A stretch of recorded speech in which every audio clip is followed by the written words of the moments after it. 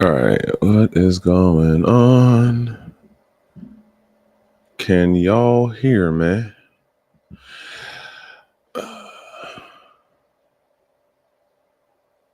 What is... Oh, okay.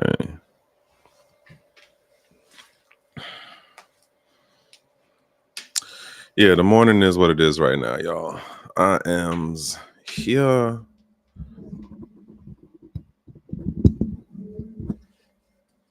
Going through it. All right.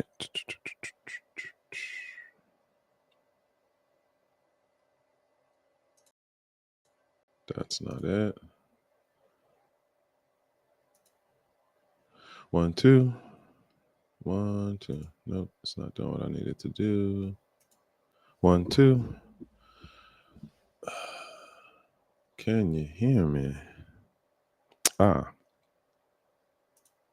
1, 2.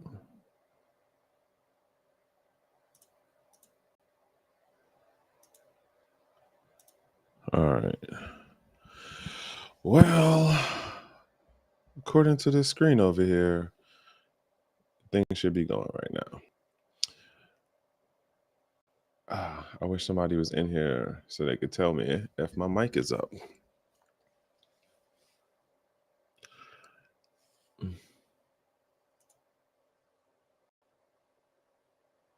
All right, I'm gonna try to look on. I'll let that go. All right. Ooh. Well, all right. Cool. Thank y'all.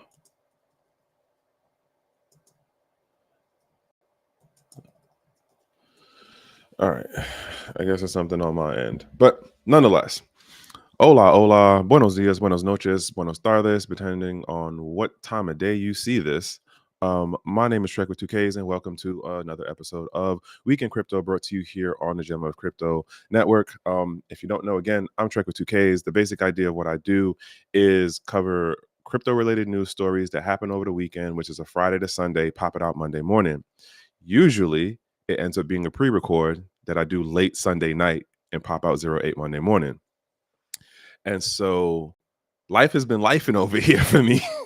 And just, I don't have the schedule that I used to have where I could be up until 2 a.m. putting together a segment. And so it seems as though these live Mondays might be more of a thing in the monthly rotation as I work at getting this new schedule better. But nonetheless, I got some stories. And yeah, I definitely missed some stories, but I got some things to cover, and I'm gonna try to be kind of tight with it as far as I don't want to run into the Stat Bros segment. So some things I might blow through, some things I might sit on for a little minute. But nonetheless, I got a couple of things that kind of caught my ear, as I say, the things that scratch my brain, right? So first story, and side note, okay, let me jump back. House cleaning. One, we are in the tax season. It is highly recommended you do your due diligence and research for how you're dealing with your tax setup if you are in the US jurisdiction. The GOJ, the IRS folks is playing no games. And as such, this segment is brought to you by CJ the Smart Guy, who is, in full disclosure, my actual CPA. Link for him will be in the description on this. And I don't say this to you as though you're supposed to have to use him. There's no referral link. There's no kickback on my side of it. It's just like, if you're doing your due diligence, you want somebody who actually been in the space and know what the hell they're talking about. So that's how I'm gonna leave that one there. And yeah, that's the house cleaning part of that. Other thing to note is, thank you for the folks who are jumping in right now. I appreciate y'all. I know I've been messing up on the time. Thank you to the lurkers out there. Thank you to the scammers out there. I actually now wonder, how does doing it live versus the pre-record affect the scammer folks? But nonetheless, let's get into this stuff. First story is off of Coin Paprika, which basically is a Binance related story. So Binance executive moved to secure jail in Nigeria after colleagues escape. So here is how this breaks down. These two executives from Binance come to Nigeria because uh,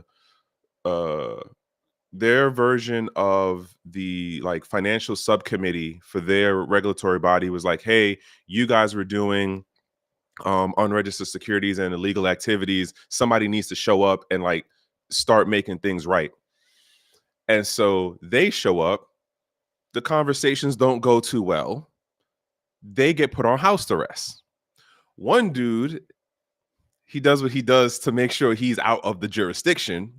The other dude is still stuck. And then they move him from house arrest into a secured facility. So now he's feeling the clink clank. Okay. I had mentioned this story a couple weeks ago when it first started happening that Nigeria started pushing on Binance. And I seen some other stories popping up with different exchanges and Binance again. Here's what I'm calling the trend, like the trend of what I see going on. Other countries that have a sizable activity of whatever exchange, their regulatory group and their executive departments, like, well, executive, how am I saying this? Executive, like legislative departments or legislative committees and their financial agencies are now starting to see that there's blood in the water, and they're pressing on these exchanges and these varying types of crypto related companies, because it's like, well, the US led the way. They was able to get a non-US citizen to exit a company, take over the company, and then they was able to put a federal employee in the company. I mean, we might not be trying to get an actual federal employee in the company, but you damn sure we're going to start poking and prodding and bullying so we can get our cut. And that's part of what I think the trend is going to be going forward. And it's crazy. Like, I honestly still think Binance is on a slow chokeout.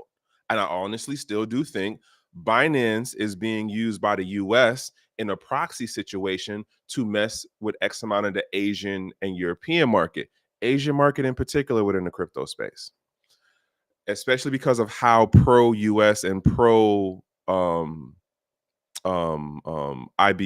the new CEO dude is. Like, and if you've ever listened to me in past years and stuff, you know I haven't been the biggest fan of CZ, but CZ wasn't like towing the line the way this new dude does. This new dude is definitely towing the line heavy. But nonetheless, this story, and then there's another story I'm gonna have come up that like is, to me, we're past indicators. We're seeing trends of other countries are going to start doing a thing to really get their cut out of these crypto related businesses. Other thing to note, that it's really messed up that the dude came to talk and then it was like, well, house arrest. Wait, what? I'm just an employee. I'm a low man on the totem pole, but your title says executive, sir. That means you're not a low man on the totem pole. So you can't play both sides of it. Again, I think it's kind of messed up that they're leaving their people out to dry like that, but it is what it is. Nonetheless, moving on to this next story. Yeah, it's wild, bro. What's going on, Jay? Everything. What's going on, E? Debnam L. What's going on? D. What is it? On the move? Okay. And Kai Linder and Megan, thank you. So that happens. Now, here's the next story. Stateside. Coinbase cleared in lawsuit over crypto transactions. The basic thing is there was that class action lawsuit that was brought by a couple of crypto holders who was like, oh, well, Coinbase violated the securities law and they were selling unregistered securities. If that don't read like you as a plant, I don't know what does. But the point to this is, excuse me, I think going forward as an indicator, at least within the American jurisdiction, unless somebody comes up with another case to be like, yo, that first case was wrong, I think this is going to change the landscape. Okay, let me tell you what happened first. Coinbase won the argument that we're not selling unregistered securities on secondary markets. So the plaintiffs in this particular case lose making that claim. What I would wonder going forward is, now that you've set this way for retail level folks, my question is, how is it then going to play over for the commercial financial level, like the commercial Wall Street level folks? In that, the idea that there's another, how to say this, and I might be really wrong in how I'm understanding this, but I think that if they, oh, thank you. I'm horrible at names, D. So the fact that I did, thank you. I appreciate that for saying that I did good. I used to have a first E7 who used to say that all the time when you did something, like, you did good. You did good. Anywho, so you have it that secondary markets, as far as Coinbase is concerned, and their users, they're not gonna get in trouble going forward. But we'll see what happens, because somebody else could make another lawsuit. One of the federal agencies could push the issue again, which then makes me wonder, well, how would this play out in their SEC related stuff? But again, my other question is, what would this mean for the commercial side folks, Wall Street level folks, who then look to play around in a more official or a more in public capacity in the secondary markets? Granted, we have rules and regulations already in place for how Wall Street financial institutions and banks and everything, and I got a bank story too, are supposed to act. But if you've been in the space for a while, you know that X number of these parties and entities have been playing around on the back end for a while, and they're now coming out public about, all right, well, yeah, Fidelity, we've been in the mining part of it for more than 5 years, damn near, I think 8 or something years, right? JP Morgan, we now have the official trading desk thing. Like, so my point being is, I'm more curious on how this is going to be on the commercial Wall Street side versus what it means for the retailers. Because arguably this then means there potentially could be more manipulation and more price fluctuation and more trade fi influence into like secondary markets and DeFi space, if you're following where I'm going with that. Jumping on to this next story, because time is time. There is a story, and again, links for this will be on the description side of it, right? All over the Cryptopolitan, and the title, I thought they were going to say something, but they didn't really. So it goes, concerns as the C state, CCP, red flag with a yellow star, and the U.S. continue to stack up on BTC. What does it mean for decentralization? The article is making the argument that if China has more crypto or more Bitcoin than the US, that's a bad thing. If you really get how decentralization works and financial freedom and economic sovereignty, if either of these governments have the majority of the pot, it is a bad thing because of how governments and centralization works. But they do this underhanded way in how they're telling you it's a bad thing if China does it, but don't worry about it if the US has the majority, which is currently what apparently the numbers are. The US has the majority of it through the DOJ. The other thing to note in now this article is, and this is the thing that I'll be kind of saying, where it's just like, you got to read between the lines as far as like, well, what are you saying and what does it actually mean? Once I get past the gobbledygook and word salad of what you're saying, what do these words actually mean in concise, condensed form? We want to move your disposition that those or that country's government having the majority is bad, but it's okay if it's your country's government. No, it's not okay for any government. The other thing to note in this article is they don't actually tell you what agency within the C state, what department is the one that's actually like our version of the DOJ or the marshals, who is actually holding the purse strings of this quote Bitcoin or whatever crypto it is. So it's throwing out words at you to give you fear against that government, but they're not giving you solids, and they're painting the DOJ in this positive light. These are the things when you look at these stories for like how the fear mongering goes, you got to take it all with a grain of salt, right? Even for the shit that I say, like you got to take it all with a grain of salt. I just wanted to throw that out there as far as like we're gonna see more ramping up of that government bad, but your government good, and they're not going to give you specifics. Well, what department, or well, what are they doing with it? And I've been saying it for how long now? The C state has been pro crypto. It was just they wanted to move way more different in how their regulatory sandbox and playbox or rules were going to go for the companies and for the people. And still the same thing, because I even have a Hong Kong story. Hong Kong is the little interesting sandbox. So yeah, again, link for these will be in the description. Jumping into this next story. This one is on Bitcoin Systemi, which goes towards the title of what this episode is, which I said Solana broke again, ETH Killa my ass, right? So apparently over the past week, title goes, majority of transactions in Solana, Sol network started failing. What's the reason? This article is interesting because they do this thing where they try to explain that a fail, exactly, do your own due diligence and research, exactly, Hollywood way, fam bam, yes. So this article is basically trying to redefine what fail means, which is supposed to be the opposite of pass, right? Which we generally understand has positive and negative connotation. Pass is a positive in terms of, does something do what it's supposed to do or does it not?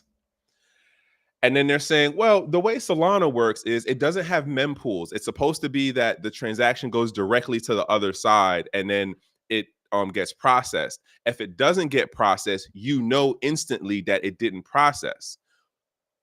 So you have the one part of this paragraph that says, here's why fail is not a bad thing in Solana.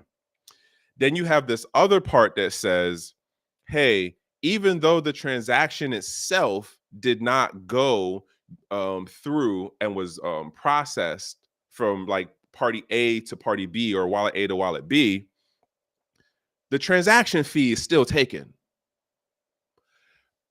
In my mind, that seems like a setup.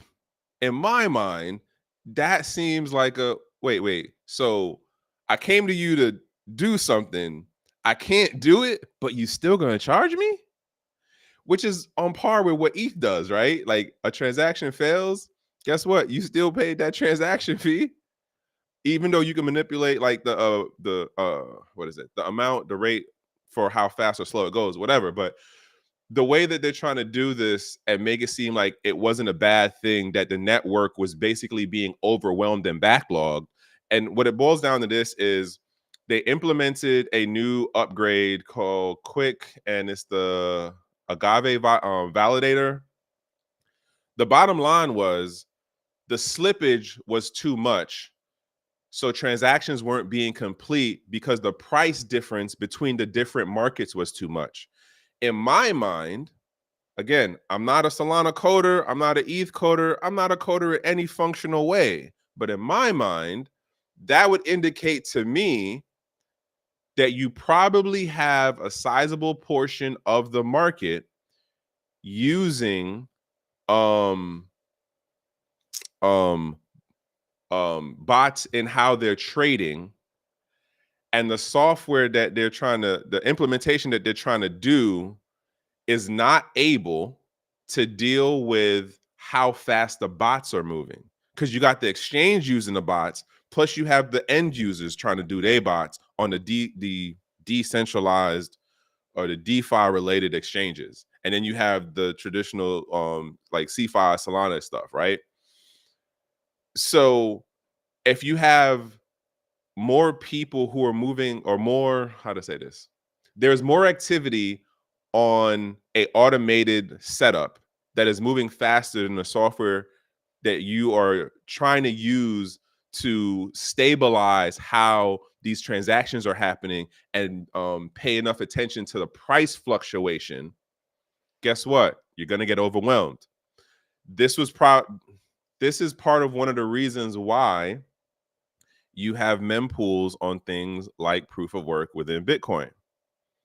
Because yeah, eventually your thing gets your transaction gets processed and it might take a while, but yo, if you know exactly. You know what I'm saying. Like, and of course, what did they do? They turned it off again. They did the corrections that they did, and then they were like, all right, click back on, like, all right, let's try to go back, like nothing happened. It's like, but dog,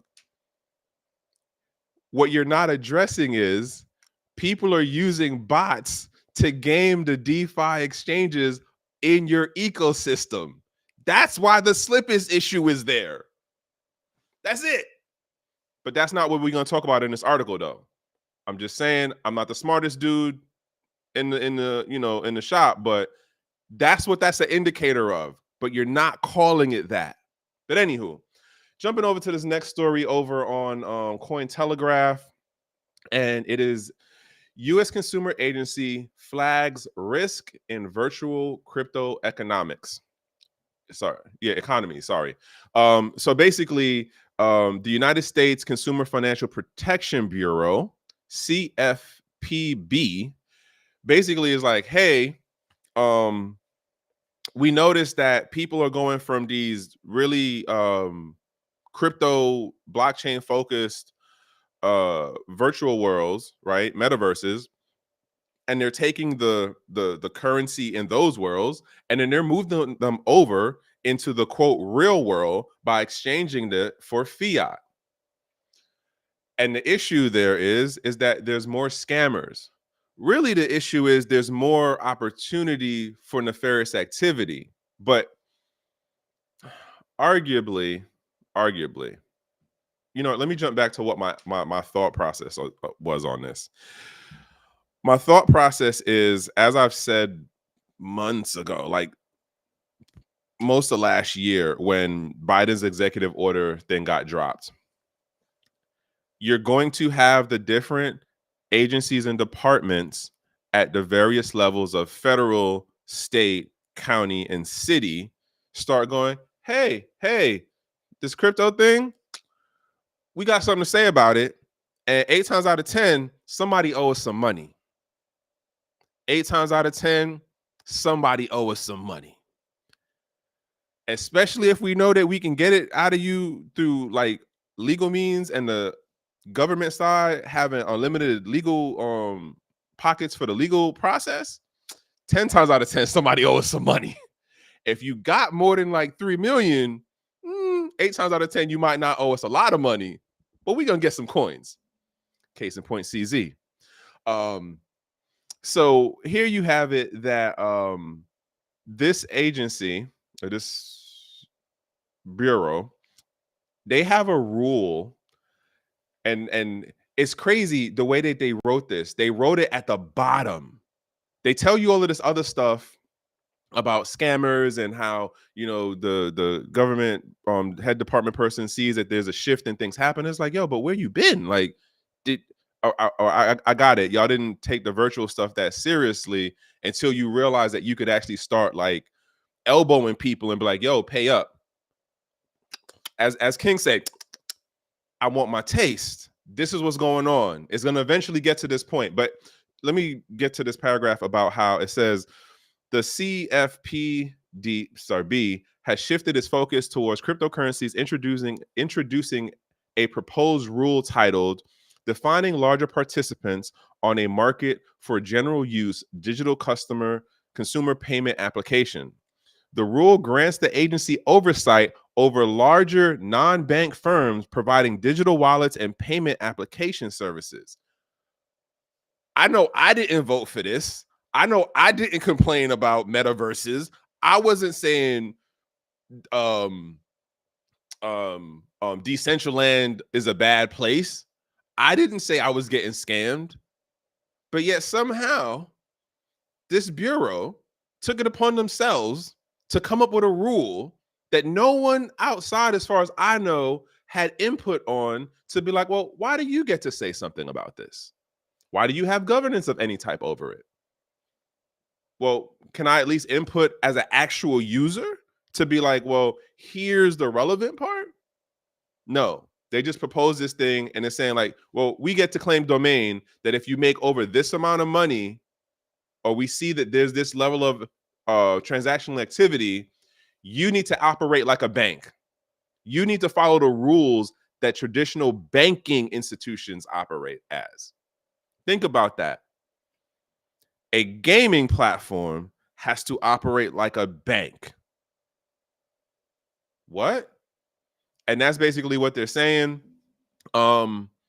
I'm expecting to hear more about this. If anybody's interested, in the link for the article itself, there's a link that goes to a 62-page rule reference. And apparently they barely talk about crypto in it, but they're claiming that, yeah, this is our lane. So I'm keeping this on the radar because I think it goes towards the pattern, the trend that goes to pattern that I've been saying. More of these agencies at various levels are going to start claiming, hey, we have, some skin in the game on this. And this is what they're going to do, which probably then gets into like, they're going to start going to these metaverses and being like, hey, you guys need to like register with us and get our seal of approval as a good business. Oh, you don't got our approval. Like, you got to watch out for those folks who didn't come through our clearinghouse to be like, they got the A stamp on them. That's just an indicator for down the road, but I expect more of this to come up. Link for that is in the description. Jumping on to this next story. So Paraguay considers kicking crypto miners to the curb. This is in Cryptopolitan again. So the way this basically reads is, and what I don't like about this article, I'm going to say what I don't like about this article. They don't actually talk to any local people to be like, hey, you're a mining facility in Paraguay. What do you think about what the government's doing? What is your concern about this 180-day cease of activity stuff rule? They're not doing that. It's literally, it seems like they took quotes out of whatever the government put out as a press release, and then they're like, hey, this is what's going on. They're not quoting actual newspaper articles in Paraguay. They're not quoting actual people who work in the industry. None of that. It's just, here's what the government says. There's a whole power grid issue. This is why the government needs to clamp down, blah, blah, blah. Here's the part of the energy company. It's like, we're losing like nearly $1 million per facility. So basically you saying you mad that you're not getting your quote due cut. And the crazy part of this is nowhere in this article is it arguing per se what's going on, nerd up. Is it saying, well, Bitcoin miners coming to Paraguay is devastating to the economy because they're destroying the ecosystem. Why? Because Paraguay has a large portion of its energy sector built on hydro dams, which means it's green, right? So you can't argue the same thing in the same storyline of like, oh, this anti-green technology is taking up all the energy and making blackouts, and be like, but dog, they're using hydroelectric power plants. And then the other question to me is like, well, how close are they to the source, aka the dam, that when there are power outages, it's affecting the towns and the cities that are downstream of the power. Because in my mind, I'm no electrician, but if the city lights go out, even if you are connected closer to the power source, you should go out too, because somebody at the power plant is going to be like, oh, wait, the city went out, but that facility that's like 2 miles down the road is still running? Nah, something's wrong. Cut the power, dog. Cut the power. Like, if the power didn't cut off at the source, I can't see how. And again, I'm no electrician, and I don't know how big these facilities are, but something's not making sense. So in my mind, this story is an indicator of, and they also do make the point to say within this article, yeah, what's up, Crypto City? We in here. That Paraguay is pro crypto. In my mind, the energy issue, the blackouts that they're going through, the power outages, they don't give you like, was there an increase in power outages? Did y'all already had a crappy power out grid beforehand? There's none of that in this story. So I'm questioning the devil's in the details. Have you seen a significant increase in power outages? What is the rate of power outages compared to how many facilities are popping up in your major cities and within your region, right? So I think this is more of, we can go and blame the power outages on the crypto miner folks, which is crazy, because if you're having power outages the way you're having them, why would so many miners look to move to your region if you have that level of power instability? That's a confliction right there. You have hydroelectric power. You have one of the largest hydroelectric dams or something in one of your major cities, but you have instability grid coverage and like power supply. But you're saying that you're like in the top 5 places that crypto miners look to go? How does that work? So in my mind, what's going on is they're trying to make the argument of pushing the regulatory part because the crypto mining sector is a danger to the power grid. So we need to have better regulations and enforcement on the legislative side, as well as introducing technologies into the grid that allow us to better monitor the system and collect the money through the legislative side that we want, which is, again, everyone's trying to figure out ways to tap the pockets of the various elements of this crypto industry. Are you a miner? Are you a consumer, aka trader level person? Are you a financial institution? Are you an exchange? We're going to find different ways to tap your pockets. That's all that is. That's at least my thought process. If you agree or disagree, comments is always open. Y'all know, as I say, we don't delete, we do keep receipts. And if something did disappear, that's on YouTube. That's not us. Yo, how is it that it's X number of y'all in this, watching this, and it's only like one thumbs up? Yo, y'all are, all right, whatever, man. You know what? I don't do it for the thumbs up, but damn. Like, that's wow. Jumping off to this next story. I'm a preface this to say indicator. I'm not 100% on the indication of what exactly, but I'm gonna say indicator. So Aave reduces MakerDAO's DAI collateral after proposal to completely eliminate it. Basically, what happened is Aave allowed DAI to be collateralized by another cryptocurrency. And so what then happened is, at least for the way that I read this little micro article, I think some of the users, or a sizable enough portion of the users, figured out a way to start gaming the system by using the stable coin's derivative collateral. And so now they're like, oh, ooh, hold on, wait a minute. This doesn't seem sustainable. we need to reduce the LTV. So LTV is increasing DAI's loan. Aave is decreasing DAI's loan to value ratio by 12% points after MakerDAO added Ethereum's USDE synthetic dollar as collateral. So again, you got the token, the stable coin, the token, and the derivative that is being used to back the token thing that's underneath the stable coin. So now it's just like, yeah, this model isn't sustainable, and we probably might have too many people who figured it out early. We can't keep running it at this number. Indicator of expect more changes to how the Aave platform is working and how DAI or MakerDAO in relation to the different DeFi exchanges you can use it on is going to change, because people are going to start figuring out the gaming system. And like all of this stuff has a life cycle, all of it. Like, it sounds cool. Oh, you see 16. I don't even see 16, dog. I just see 1. I blame it. Yes, YouTube. It's YouTube's fault. YouTube is playing with the numbers. YouTube playing with the numbers.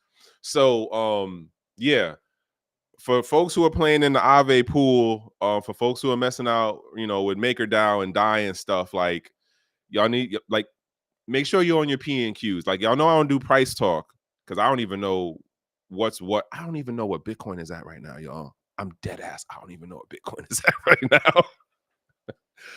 Like I said, life over here, lifing. So I got other things going on that I'm not even paying attention to that right now. Nonetheless, if you're in that pool, due diligence and research, because to me, this is an indicator of other things that are probably not going to play out too well, and somebody's going to be left holding the bag. Again, link for this will be in the description. Another story that goes towards what I'm saying is the trend for how outside of the US, other governmental agencies and regulatory bodies are starting to realize there is blood in the water, and they can start tapping the pockets of these exchanges. So eToro faces Philippine scrutiny for alleged security sale. I don't know if the Philippines is gonna go as hard as Nigeria did, where they putting people on house arrest and then they putting them in jail. But again, this goes towards the thing of, hey, if we just throw out that whole like, yo, you securities thing, you got to come into our court. All right, well, we got lawyers, but do your lawyers have the same deep pockets as the system's lawyers? Not at all, dog. Not at all. Now, I don't know how much a lawyer and all that costs in the Philippines, but if they play like how the U.S. government SEC lawyer folks play, they could just drag this joint out for like how many years, and then just keep adding on to like, oh, well, here's a fee for being late. Here's a fee for you not answering us in the 160 days, the 180 days. Here's a fee for like, I don't know what way this is going to go, but here's what I am saying.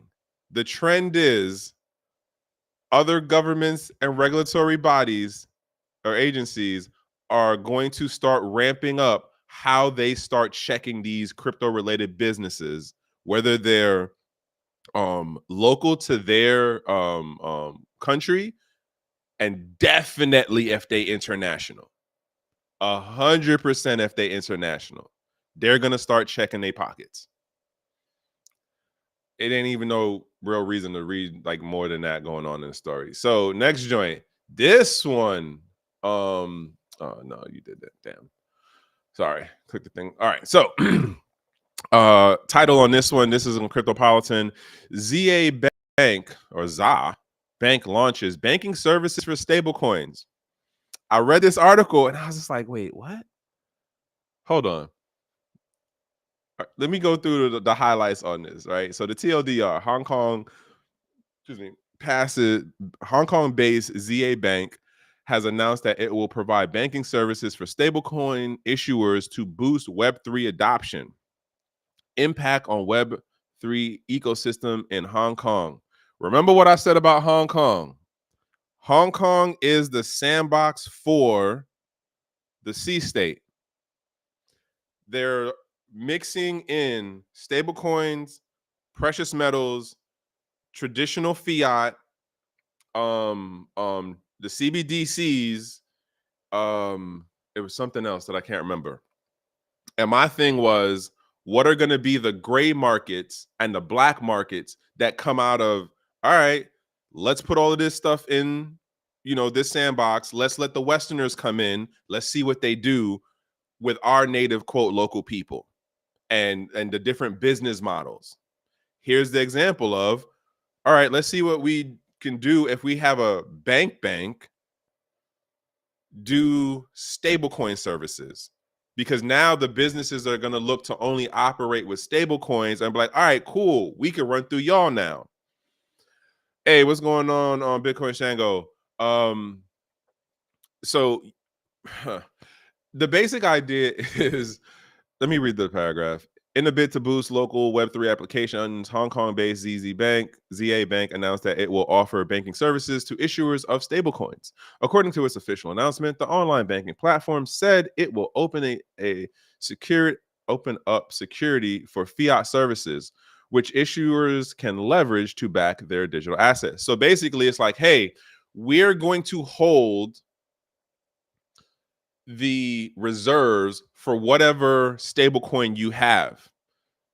The thing that got me in this article is it doesn't say what the reserve quote has to be. So I imagine you have to read their terms of service. Control F is your friend when it comes to terms of services and privacy policies. Control F.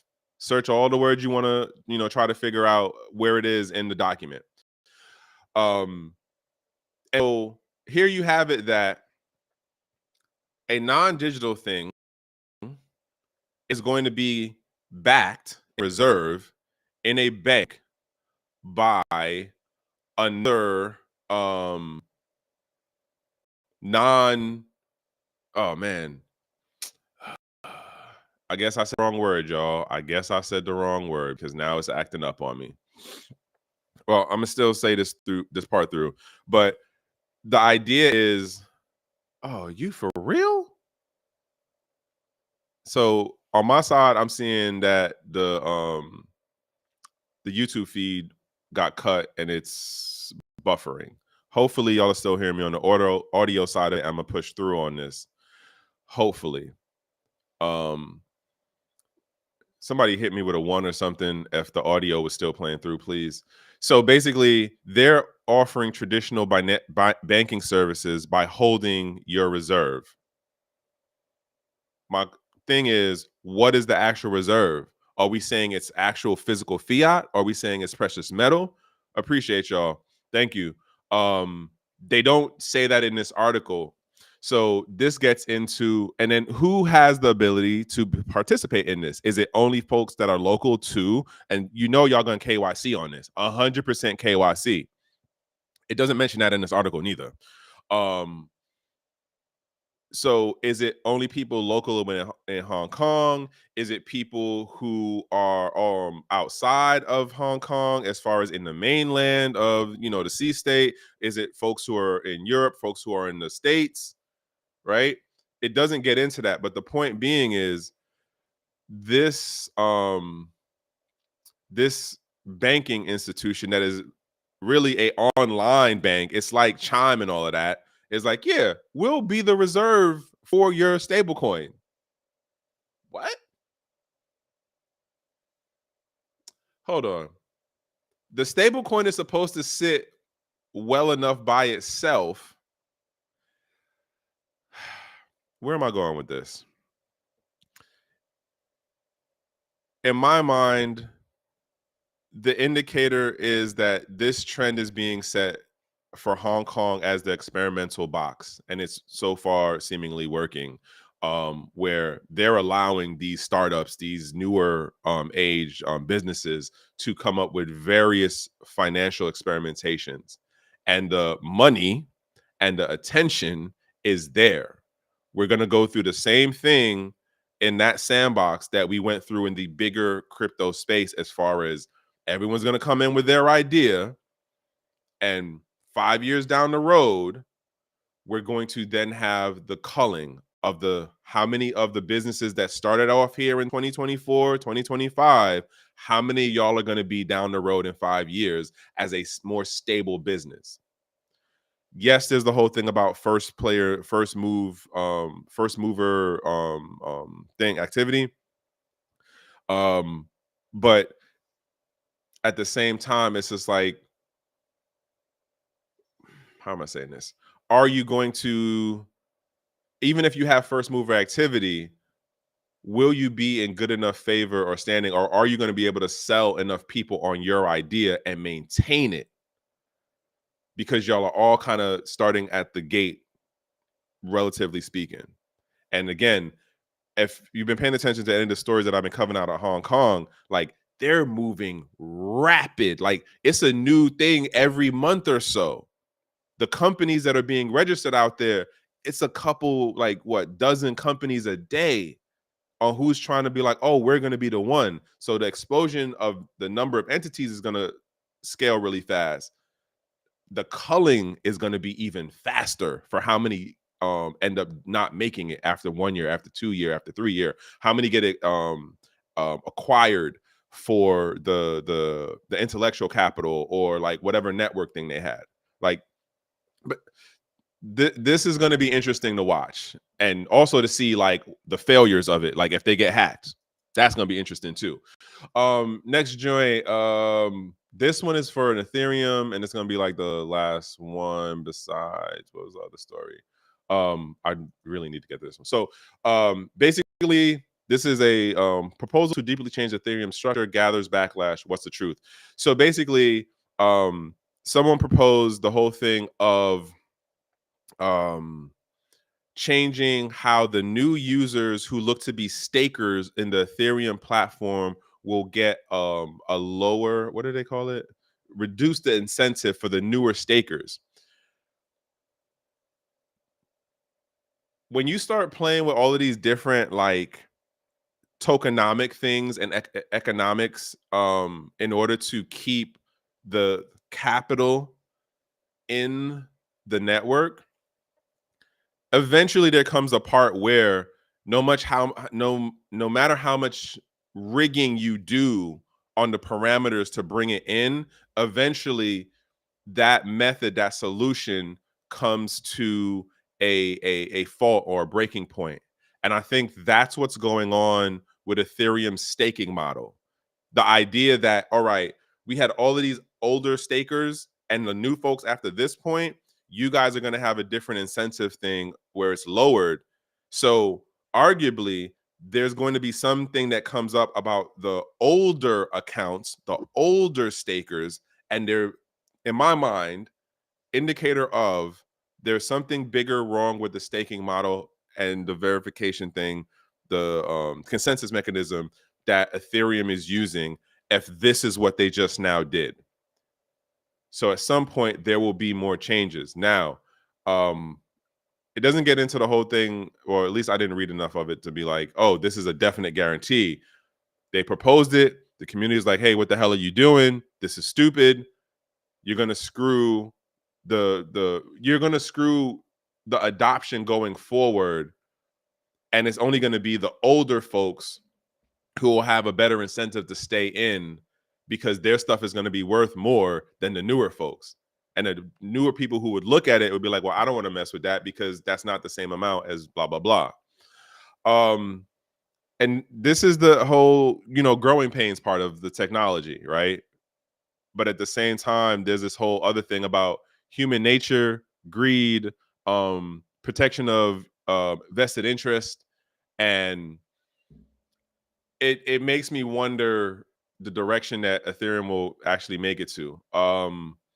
due diligence and research if you're doing things like staking and stuff within the Ethereum network, if you're playing around with any of the Ethereum based derivatives within the ecosystem, because I imagine if that thing does get proposed, it's going to affect the whole ecosystem and the derivative tokens and coins and blah, blah, blah that come off of it.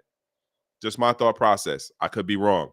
Last story before I got to get out of here because I don't want to mess up the stat bros that come on after me. Also, shout outs to the content cousins, the Simonson family.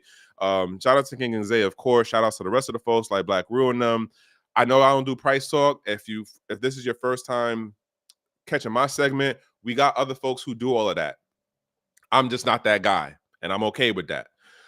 Jumping into this story, Wall Street banks want to buy Bitcoin directly. Remember the thing I said earlier about that case with Coinbase and how, well, this don't count as a secondary market. Wall Street and the traditional TradFi folks are always going to look to find ways to where they can either enter into a market before it becomes mainstream public, and they'll play around with it on the back end in the closed rooms and everything. And then once things get to a level of public facing, it's like, all right, well, we've been doing blah, blah, blah for this long. And, we go back in the day, like, we go back like kneecaps, blah, blah, blah. Like, so here you have it. The basic thing is Wall Street is looking to go to miners because this whole thing with the ETF, right? What King was saying for how long is like, yo, they're going to end up having to figure out how to do the rehypothecation because it's not going to be a 1-to-1 ratio for any of the ETFs, right? This is them trying to secure their bag. If you're into mining, I hope somebody is paying attention to this. Let me know what y'all are seeing. I have some things that I've been saying for how long, as far as like, if you a regular Joe Schmo, you need to start figuring out who's doing the mining thing at your level, because this is going to be, we're going to jump into the era of KYC free crypto, KYC free Bitcoin in particular, which, based on another conversation, I'm hearing that it's going to be a difference between that stuff. But that's the last story. Link is in the description. Sorry for the stat bros for running over on time. I think I'm going to end up, as I said, this segment is brought to you by CJ the Smart Guy. He's a CPA. Link for him is in the description. And as I close out to say, have a P over B day. If it can't be a productive over busy day, at least be in a safe space, in a good place, and with good company. And from one human to the next, that's the best that I can wish y'all. All right, y'all. One. Woo. Okay, where are you? My bad, Stack Bros. My bad.